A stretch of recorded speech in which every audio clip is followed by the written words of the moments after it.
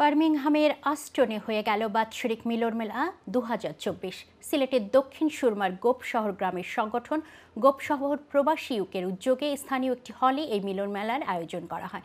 এমদাদুল হক লাবলুর ক্যামেরায় বিস্তারিত থাকছেন আমাদের সহকর্মী লোকমান হোসেন কাজীর রিপোর্টে। যুক্তরাজ্যের বিভিন্ন শহর থেকে আগত সিলেটের গুপশহর এলাকার বসবাসকারী প্রবাসী আবাল-বৃদ্ধা বনিতা ব্যবসায়ী কমিউনিটির শীর্ষস্থানীয় ব্যক্তিবর্গের উপস্থিতিতে এই মিলন মেলার আয়োজন করা হয়। প্রতি বছরের ন্যায় ব্যতিক্রমধর্মী এই অনুষ্ঠানের শুরুতেই পবিত্র কোরআন থেকে তেলাওয়াত করেন মোহাম্মদ এলিম আহমেদ। পরে সমাবেত কণ্ঠে বাংলাদেশের জাতীয় সঙ্গীত পরিবেশন করা হয়। সংগঠনের সভাপতি আব্দুল রাকিবের সভাপতিত্বে ও সাধারণ সম্পাদক রেজাউল করিম রাজু, মোহাম্মদ ইসমাইল খান ও হাফসানুরের যৌথ পরিচালনায় স্বাগত বক্তব্য রাখেন সাংগঠনিক সম্পাদক শাহেদ খান।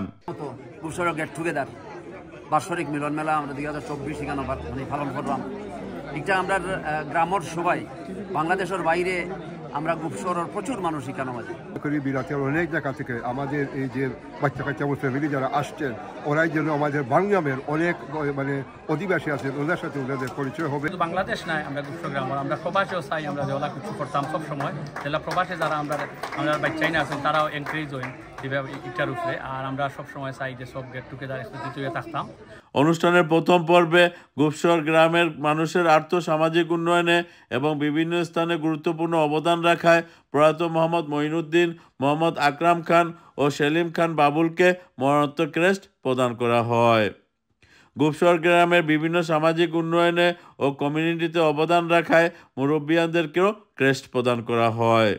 বিশেষ করে যুক্তরাজ্যের গুপশহরের সোনার সন্তানরা ডাক্তার, ইঞ্জিনিয়ার, ব্যারিস্টার, প্রফেসর, শিক্ষক, আর্কিটেক্ট সহ বিভিন্ন ক্ষেত্রে সুনামের সাথে উচ্চ পদে চাকরি করে গ্রামের মুখ উজ্জ্বল করায় তাদেরকেও গ্রামবাসীর পক্ষ থেকে সম্মাননা ক্রেস্ট ও 2023-24 সালের GCSE ও A লেভেল পরীক্ষায় যারা কৃতিত্বের সহিত উত্তীর্ণ হয়েছেন তাদেরকেও গ্রামবাসীর পক্ষ থেকে ক্রেস্ট প্রদান করা হয়। অনুষ্ঠানের দ্বিতীয় পর্বে আগত অতিথিদের আনন্দ দিতে আয়োজন করা হয় কৌতুক, গ্রামের শৌখিন শিল্পীদের গান, কবিতা আবৃত্তি, শিশু কিশোরদের চিত্রাঙ্কন প্রতিযোগিতা, মহিলাদের জন্য মিউজিক্যাল চেয়ার, বালিশ রেস, সবশেষে রাফেল ড্র করে অনুষ্ঠানকে প্রাণবন্ত করে রেখেছিলেন আগত অতিথিরা।